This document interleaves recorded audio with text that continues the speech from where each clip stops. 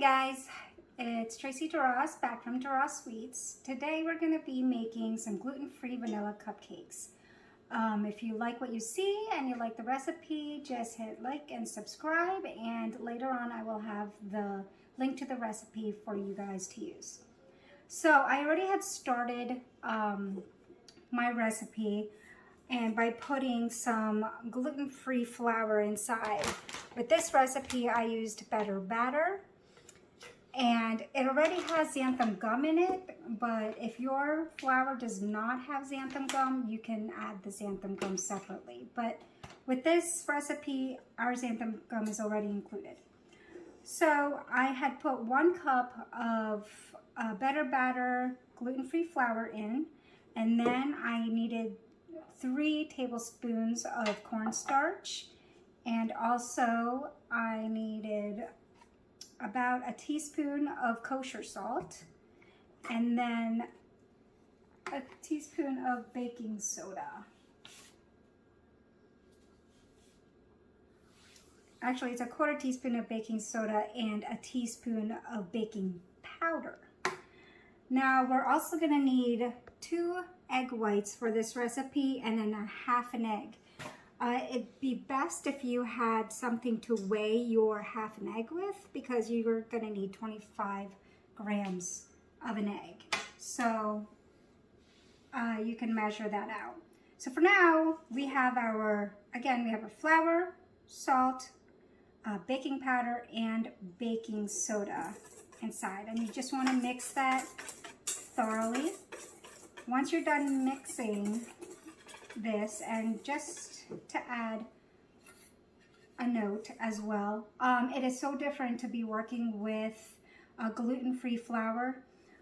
Instead of putting your measuring cup inside, you want to spoon it out, put it in, and then level it with a knife, okay? Because that actually makes a big difference. You don't want to have it all packed in there.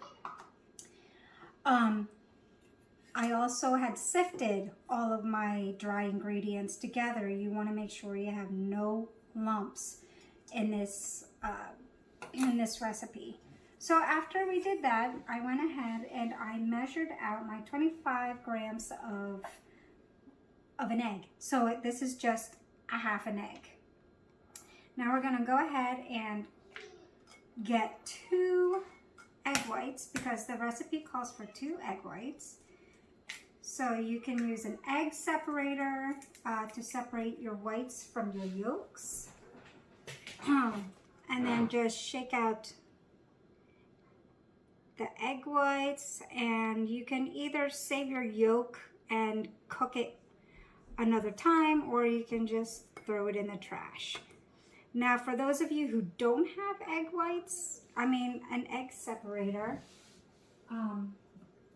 what you want to do, this is going to be super easy. You just crack your egg, make sure you have half in. You just keep switching it back and forth, so you don't really need an egg separator.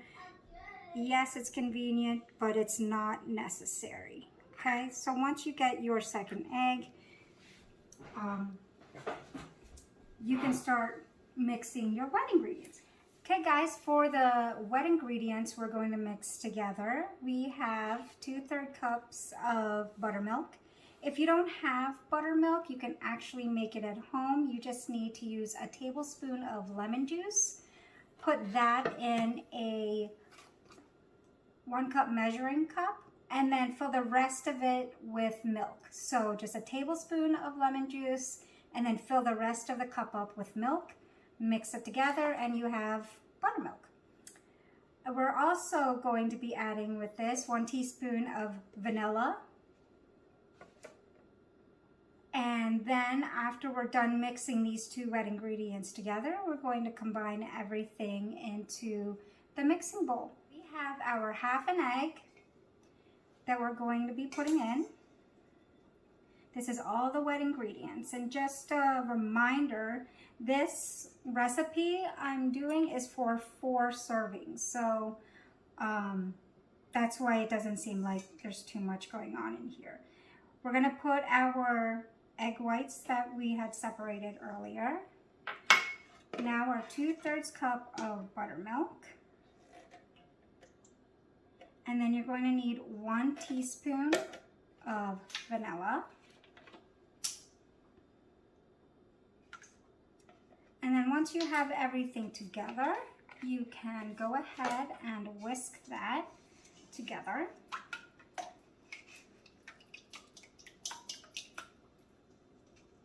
And once this is finished whisking, we're going to start putting together the dry ingredients and the wet ingredients into the mixer. Again, if you don't have a mixer, you can always use a beater, or you can even mix everything by hand. Okay, so you're gonna start with dry ingredients first and then wet, and you're gonna end with dry ingredients. So start with dry ingredients and end with dry ingredients, okay? But first, what we're gonna do is put the butter in. This calls for 5 tablespoons of butter. So we're going to go ahead, put that in.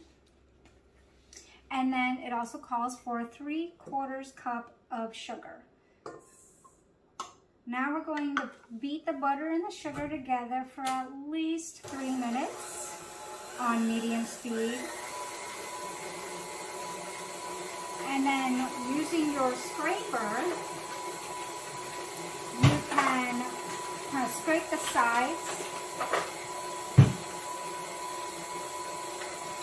when it's ready to be scraped. Okay guys, so now that our batter is finished, we're going to start putting them in our cupcake pan.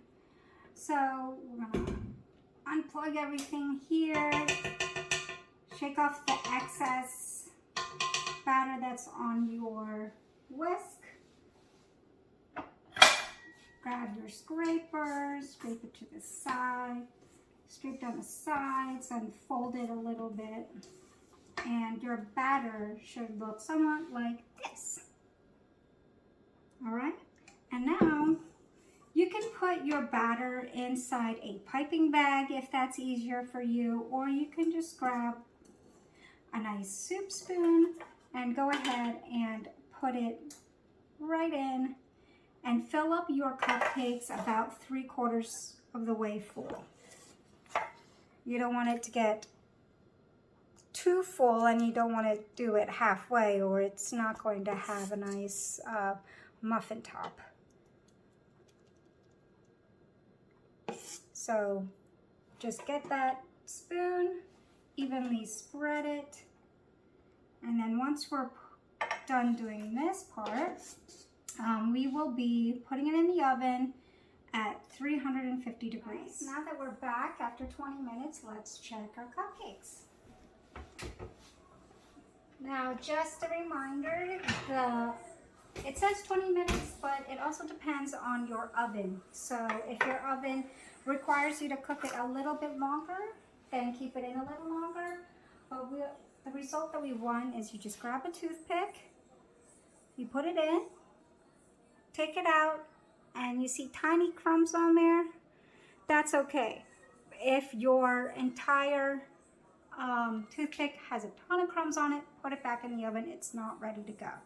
So we're just going to test a couple more of these, and it's looking like everything is coming out good.